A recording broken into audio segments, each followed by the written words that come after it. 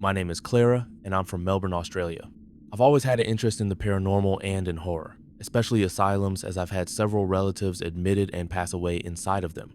I've lived in Melbourne for my 19 years of life, and not once had I been to any asylums.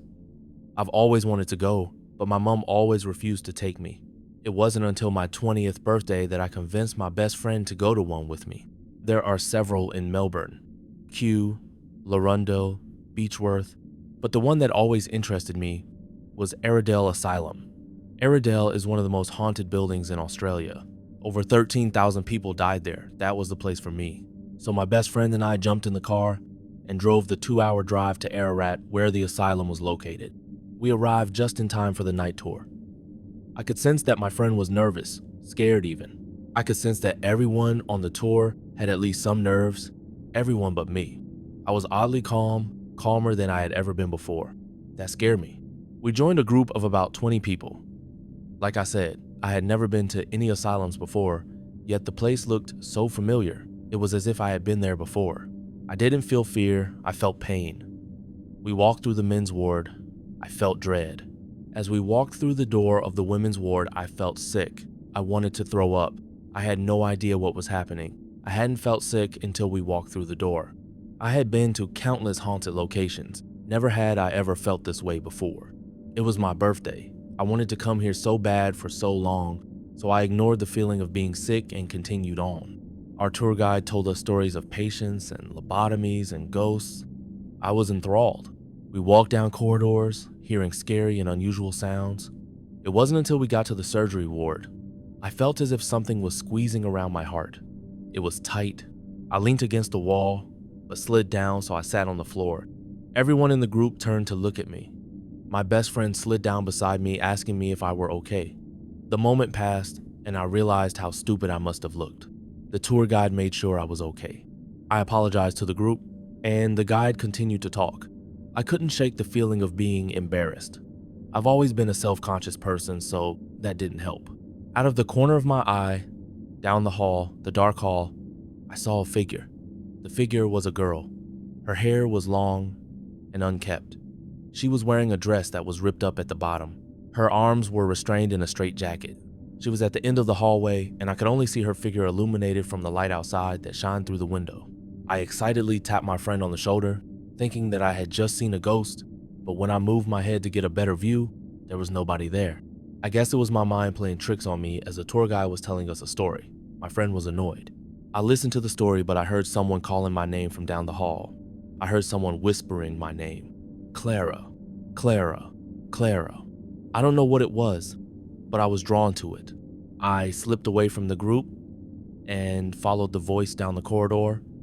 I turned the corner and I saw the girl again. This time I could see what she looked like. She was me. She looked exactly like me. Maybe 10 years older than me, but still exactly like me. She was restrained in a straitjacket.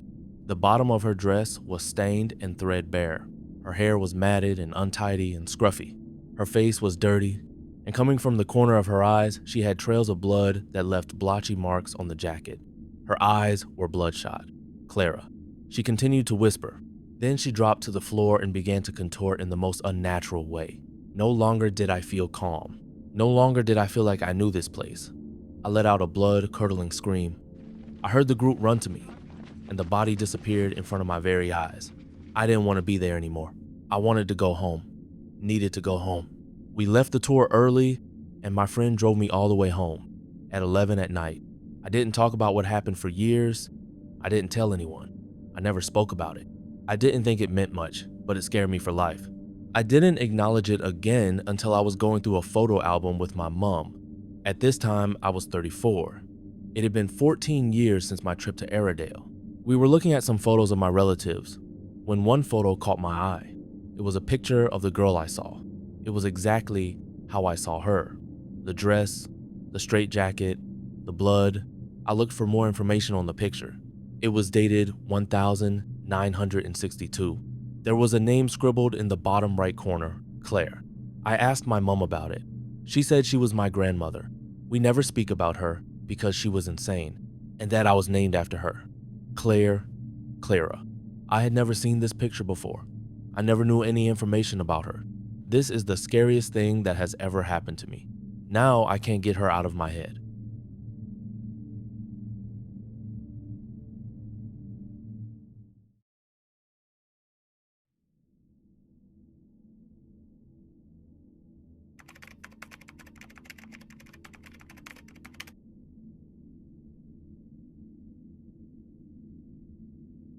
So this is a completely true story of an event that happened to me when I was about 16 that scares me to this day, and I'm 22 now. So I live in Canada in one of the bigger cities in the country, and we have a fair amount of national parks inside city limits that are filled with sprawling forests and rock faces and just nature, sometimes super dense and very hard to traverse if you go off the beaten path. I'm an avid hiker and did Boy Scouts as a kid and into my teen years and have a lot of experience hiking and exploring, and I mean a lot. It's pretty much all I did as a kid was explore. My friend Jay, not his actual name, has a massive fascination with cartography, the profession of making maps, and has some experience hiking and exploring. So me and Ajay get on this kick of exploring the unexplored parts of one of the national parks that slightly overlaps one of the other national parks in the city. So considering that a pretty decent amount of this in-city park has legitimately unexplored parts, we thought we might find something interesting or discover something no one else has ever found. Well, we're hiking in a semi-mapped part of the park. And when I say semi, a lot of it's guesswork because no one has really taken the time to explore this part at all for some odd reason. We find a few creeks here and there. Jay is marking down things we find on the map in this unmapped part of the park so we have an accurate idea of what the area looks like. So we're hiking, we find a slight clearing that turns out to be an old dirt road, which we guess hasn't been used in 70 to 80 years. So we get the bright idea to follow the road for a while to see where it heads. Curiosity is really not the best. So we've been following the road for about 2 hours or so, give or take about 10 minutes. We come across this sign. This sign was about as old as the road and has been there for years. Paint's pretty much completely gone, but it's still legible. The sign reads Sunny Acres Asylum. Name changed, so you guys don't go looking for this. We both look at each other in shock because even on the guesswork map that we have, this area wasn't even marked at all. So we continue down the road for roughly 10 minutes or so, and then we come across this absolutely massive asylum. The building kind of makes a big U or a C. If you find places like this, you tend to see them absolutely littered with graffiti, broken windows, kind of trashed in disarray. That was not the case here. This place had absolutely no graffiti or vandalism of any type that we could see at all. The place looked pristine, old, and a little run down, but pristine. So we head in like the idiots that we are with absolutely no regard for ourselves. We explore for a while, nothing really interesting happens. I all of a sudden get this really uneasy gut feeling like something is off. I feel a smidge paranoid, which is not at all normal for me in the slightest. I look at Jay and ask him if he feels that feeling. He says it kind of feels like we're being followed or something, but I'm not sure. But we continue on. So by this point, we've explored the first floor, which is pretty much just admissions, reception, a few bathrooms with big ass tubs, and quite a few patient rooms. Nothing really put of the ordinary. Now we make our way upstairs to the second floor, and we immediately see a red ball down the hall just sitting there looking absolutely brand new. We think really nothing of it because it's close A to a broken window and a bird probably carried it in. So we're going through rooms and all of a sudden I hear this whisper, kind of like someone's getting my attention. I think it's Jay, so I turn around and he's not there. Needless to say, I was spooked. I go to about 3 rooms over and Jay is just standing there with this really blank, expressionless look on his face. I go to touch him and I touch his shoulder. He immediately snaps back to normal and says he must have zoned out. He zones out a lot. Anyways, we continue on. So as time goes on, we keep hearing what sounds like footsteps following us. I chalk it up to echo because they are just slightly out of sync with mine and I'm incredibly heavy on my feet. But this gut feeling starts to creep up and I start to listen to the footsteps and something is just off about them, but I couldn't place what. So we try to continue on as I'm intently listening to these footsteps and it finally clicks. These footsteps are the heavy sound of boot steps. I'm wearing Converse and so is Jay, and the footsteps we heard were very much boots with leather soles and a rubber heel. I know this sound pretty damn well because that's pretty much all my dad wore. I stop, I grab Jay, and I just look at him and whisper, "Listen." It's quiet for a few seconds, then hear that whispering again from earlier this time. It sounds like a hushed conversation, barely audible, so I can't make anything out except for But what should we do? Who do they think they are? And the one that scares me the most, why have they stopped? I look at Jay and he looks horrified, absolutely shocked. Jay's usually a pretty stoic guy, calm, pretty good at hiding his emotions, so this was, well, kinda surprising. We hear more muffled whispers, but we can't make anything out of it. So we start to cautiously move to the next level. We look down the hall and see the red ball just sitting a few feet away from us.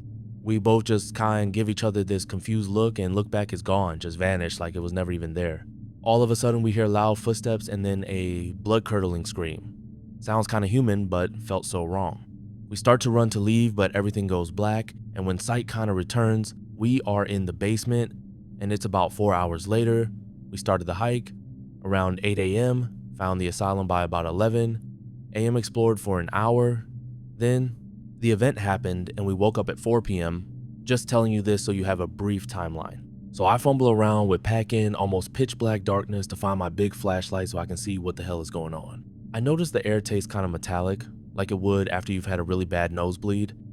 And the smell of the air is just kind of off. It doesn't smell stagnant, but it had this kind of odor you never forget, but you can never explain. I look around to see if I can find Jay, but all I see are more patient rooms, a couple gurneys, and a jacket hung up beside a patient room. So I get to my feet to get to my bearings and see if I can find Jay. I check my phone to check for signal. I have some miraculously.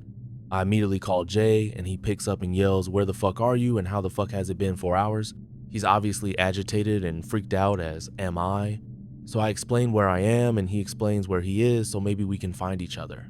So I start walking forward and I keep hearing this slight under the breath muttering. It sounds vaguely human, but it had this weird raspiness to it, kind of like static. I hurry up my pace because I'm freaking out. I usually keep my composure, but everything felt just super wrong. So I'm walking for about a half hour and I find Jay sitting down with his knees against his chest and arms wrapped around his knees. I'm behind him, so he hasn't seen me yet. I touch his shoulder and he nearly jumps out of his skin. He freaked out and yelled at me, but he seemed off, like he'd seen something, but he wouldn't say anything. He just looked at me and said, "We have to go," with such urgency and fear in his voice. So we search around and find the stairs to the first floor. We begin to climb them, but behind us we hear this scraping noise followed by a slight whine. After everything that's happened, we book it up the rest of the stairs and try to quickly find the exit. But before we could do that, we see the red ball bouncing down the stairs to the second floor. Cliche, right? We just, without even looking at each other or saying, agree, we need to go now. We find the exit, we begin to leave. We hear this kind of guttural scream, growl that sounds angry and pained. We book it back into the forest and I hear footsteps chasing after us, accompanied by growls. We keep running till we find an actual path and pretty much keep running till we're back to civilization. We got to Jay's house and we just collapsed. It's about 7 p.m. now. He begins just crying and looks at me and says, "We could have died. That thing could have killed us." I look at him and ask, "Did you see it?" And he nods but starts crying more. I ask him what it looks like. He is a bit shaky and weak, but he begins explaining what it looks like. So his description was this: a gaunt-looking man with a head of a stag and a slightly contorted body covered in dry blood. So a little background, so this makes more sense. I'm a quarter native and I've heard many stories of Wendigos, and what he described sounds exactly like one.